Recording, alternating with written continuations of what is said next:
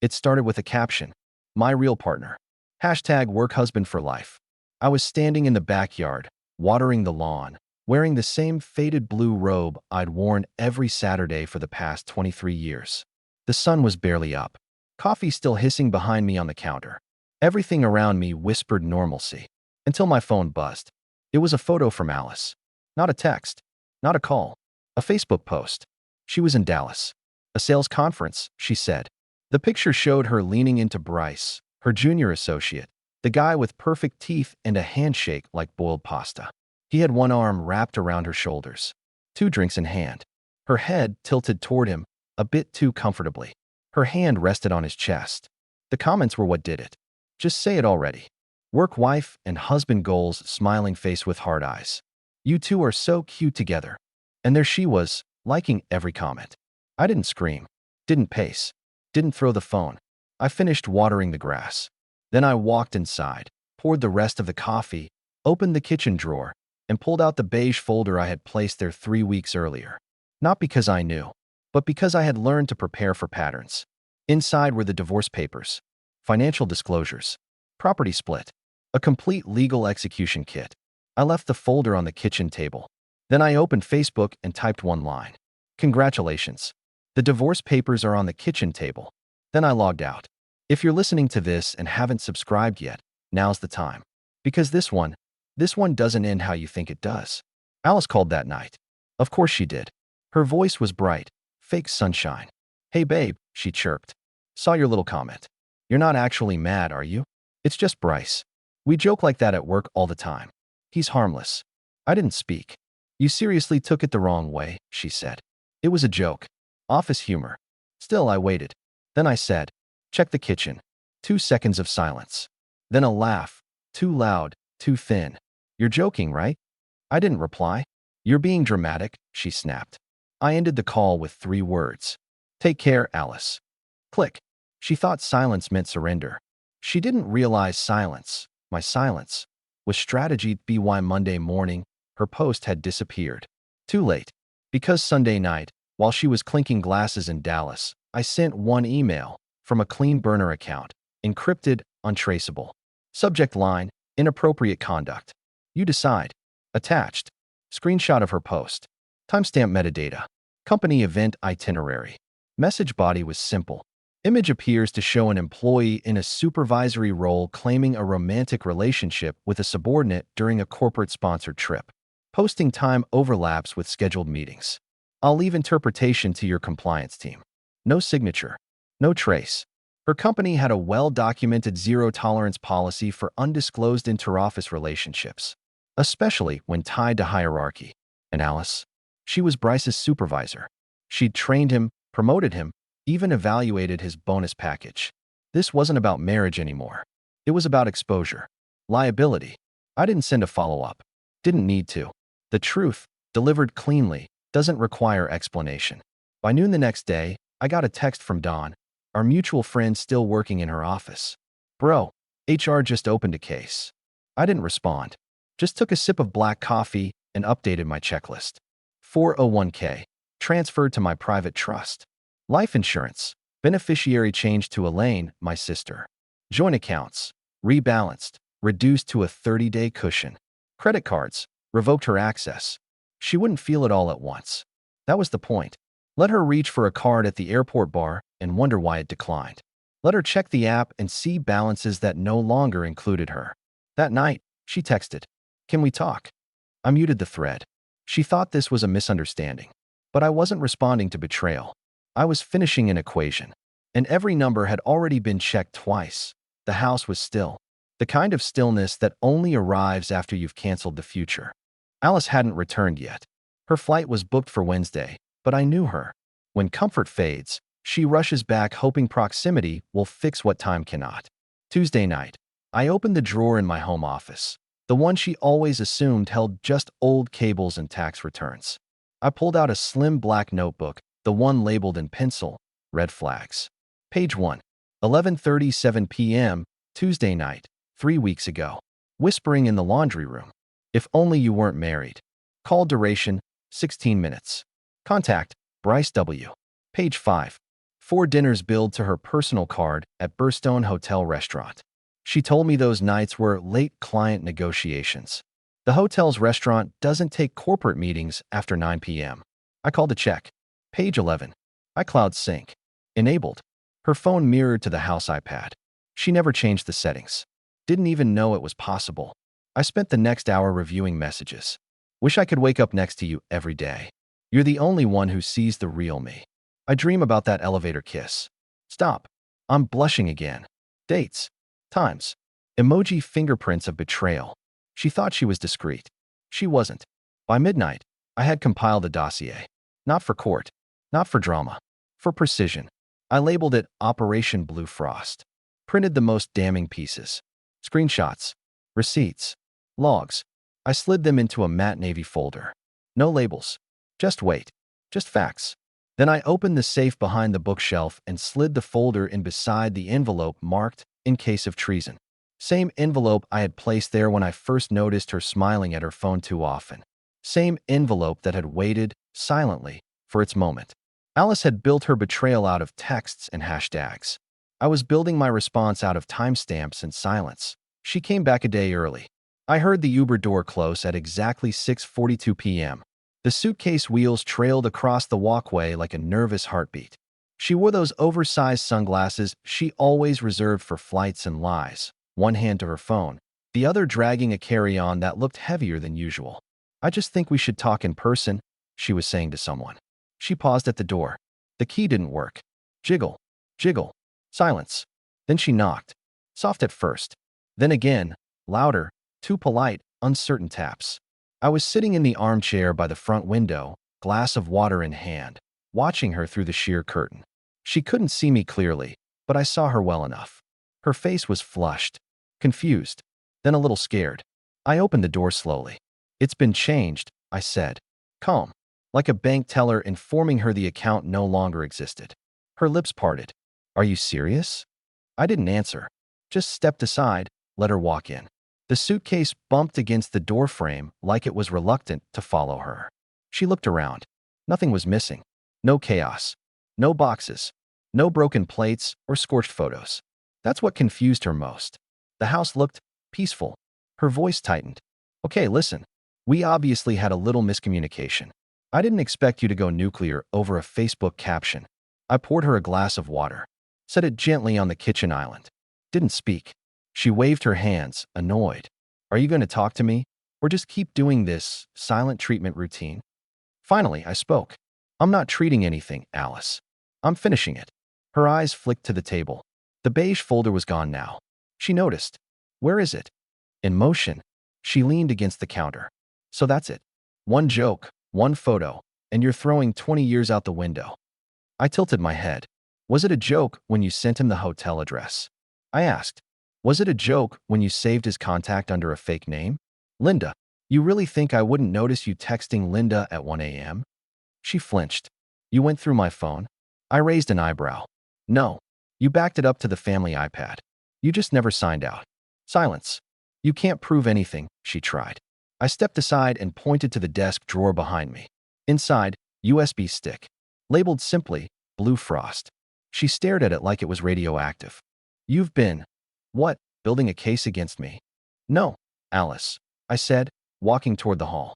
I've been building an exit. One you helped design. She followed me, voice rising, not in volume, but in pitch. This is insane. You're overreacting. We had problems. You pulled away first. Maybe, I said. But I didn't lie. I didn't cheat. I didn't kiss someone else on a rooftop while telling them you wished you could start over. She froze. I didn't elaborate. She knew the video I was referencing. It wasn't just her words.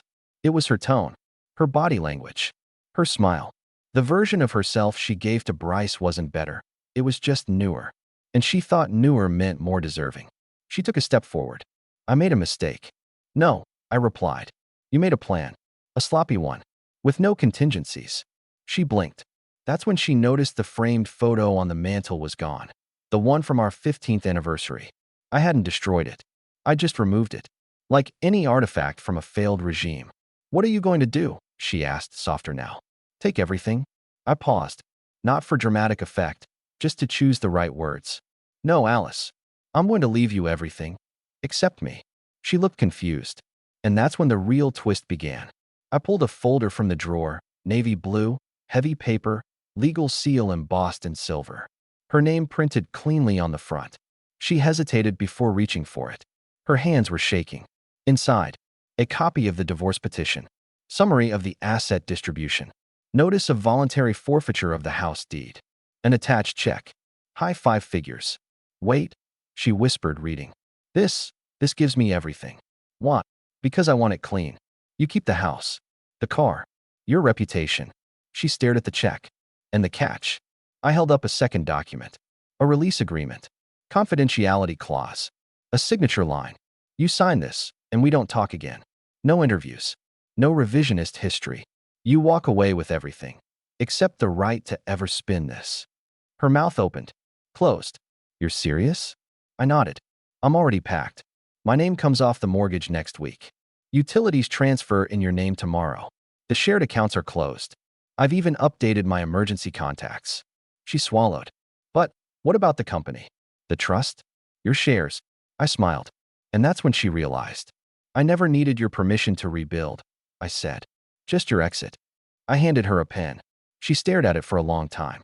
Then, slowly, she signed. We stood there in silence. No hugs. No goodbyes.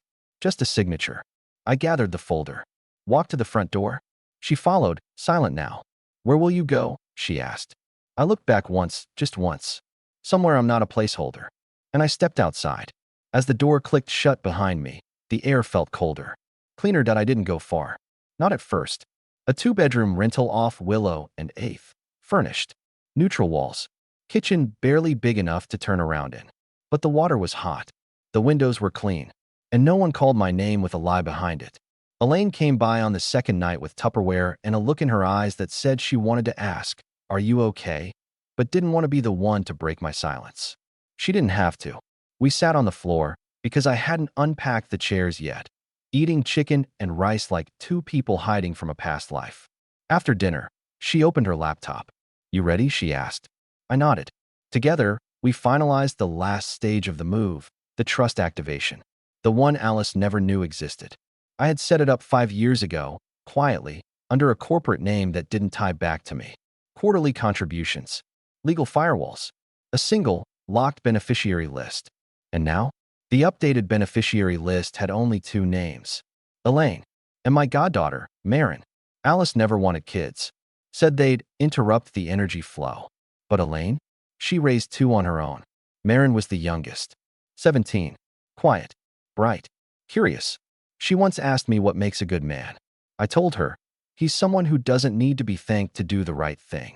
That night, I transferred every dollar, over $1.4 million, into the Evergreen Reserve Trust, earmarked for Marin's education, Elaine's retirement, and a cabin fund in Northern Oregon. Elaine blinked at the screen. You sure? I nodded. I'm done being Plan B for people who never had a Plan A.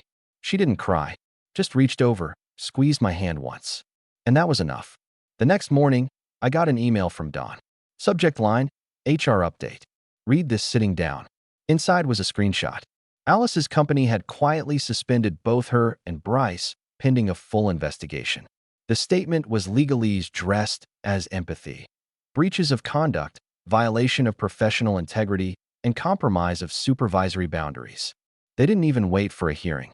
Alice's badge was deactivated. Company laptop remotely locked. Pending bonuses, frozen. Bryce, apparently, hadn't taken it well. According to Dawn, he stormed out of the office like someone canceled his Netflix subscription. But the best part? The annual sales summit, scheduled in 2 weeks. Alice was supposed to present the keynote. Now she wouldn't even be in the building. Karma doesn't knock. It changes the locks. That evening, Alice texted. Her number still showed up on the screen. You happy now? I stared at the message for a long time.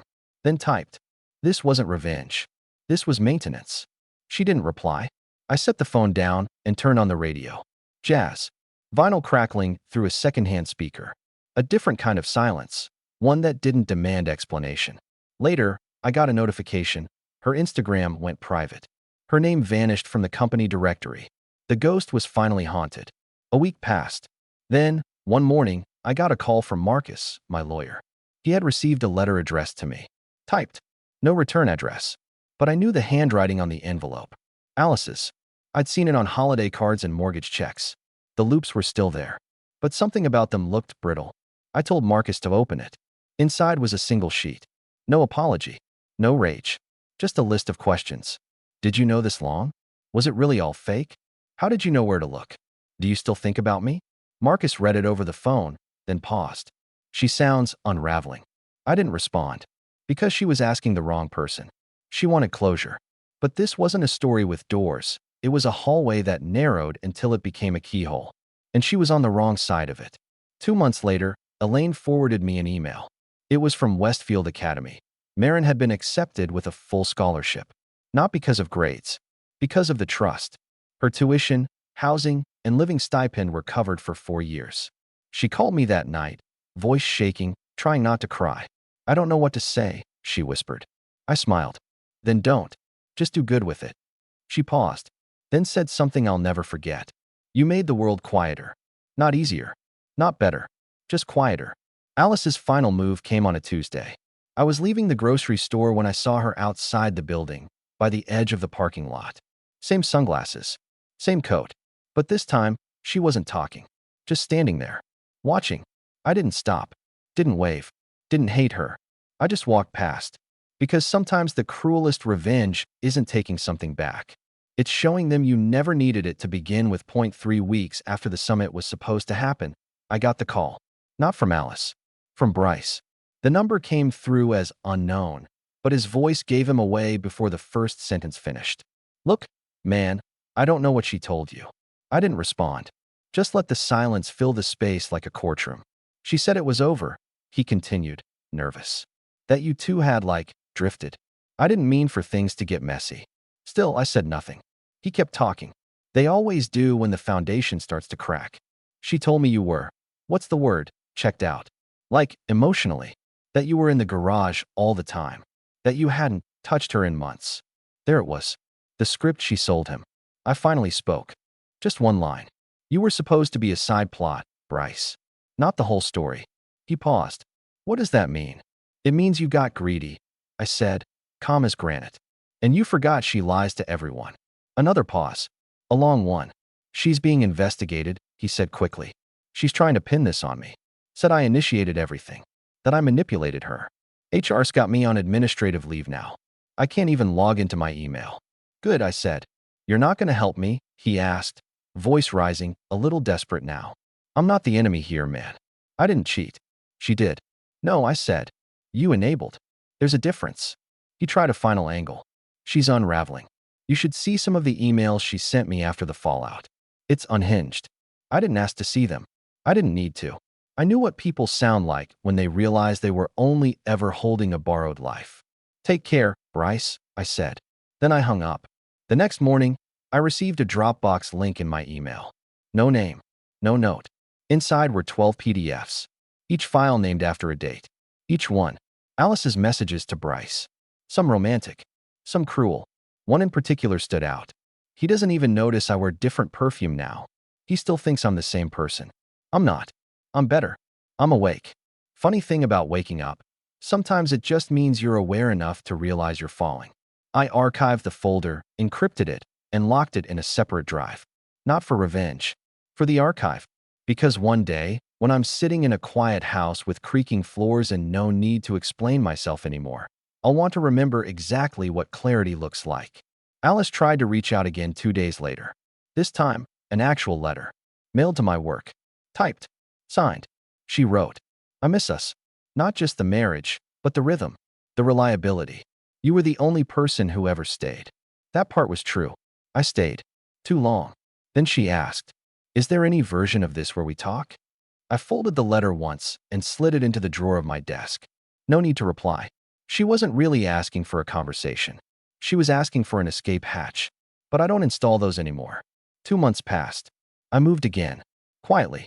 Bought a small cabin upstate. Pine everywhere.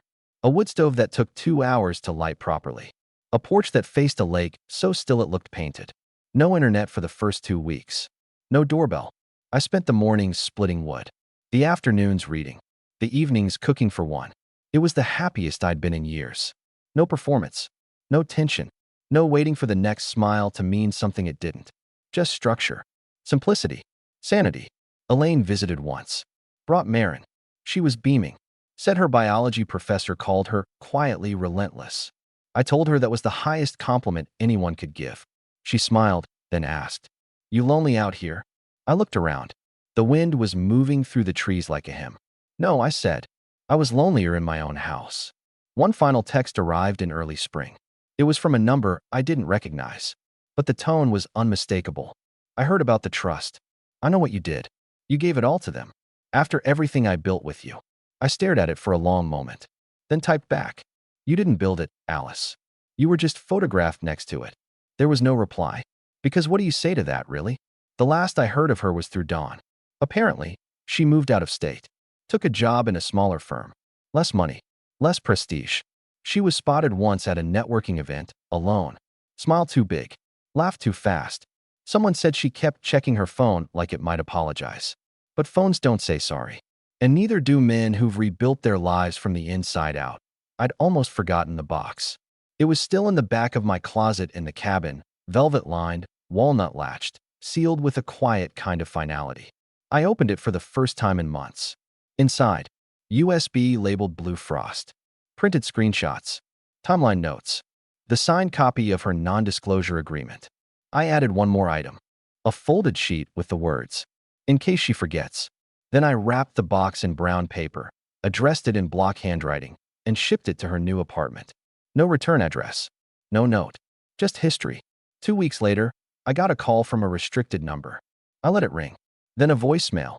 Her voice, shaken, small. "I got it. I understand. You've made your point." She still thought it was about proving something. She didn't understand. It was never revenge. It was restoration. 6 months after the divorce finalized, I ran into Bryce. Different city. Coffee shop off 11th and Sawyer. He looked thinner, older, his shirt untucked in that desperate casual way people wear when they want to seem like they're fine. He saw me, stopped mid-step, debated whether to turn around. I gestured to the empty seat across from me. He sat, didn't order anything. "I lost the job," he said. "I know. And the next one." Word got around.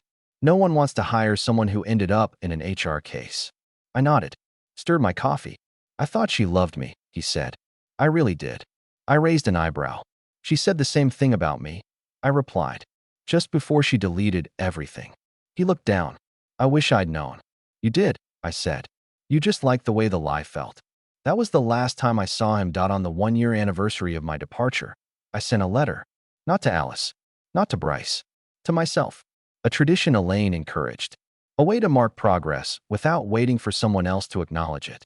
I wrote, "You didn't burn it down. You dismantled it. And in the wreckage, you built a home for yourself. A real one. With quiet mornings, real books, and honest people. You didn't win by screaming. You won by staying calm while the storm drowned everyone else. You didn't seek revenge. You orchestrated absence." I sealed the letter, dated it, and placed it in the cabin's drawer marked future. Then I went outside, watched the fog rise off the lake, and breathed in something that had eluded me for decades. Peace. 3 weeks ago, I got a letter from a law firm. Apparently, Alice had been trying to rewrite the past. A small-time podcast wanted to feature her on an episode about reinventing yourself after betrayal. She had asked the producers to avoid using real names. But she slipped. One of the researchers reached out to Marcus, my attorney, to verify details she'd shared. A few too many specifics. A few too many falsehoods. We filed an injunction. No yelling. No scandal. Just a document, 17 pages long, outlining the damages for breach of confidentiality. The episode never aired. And Alice? She never called again. I didn't win with fire. I won with facts. No one heard me coming. No one saw me leave. No one could trace the cuts until they were already bleeding.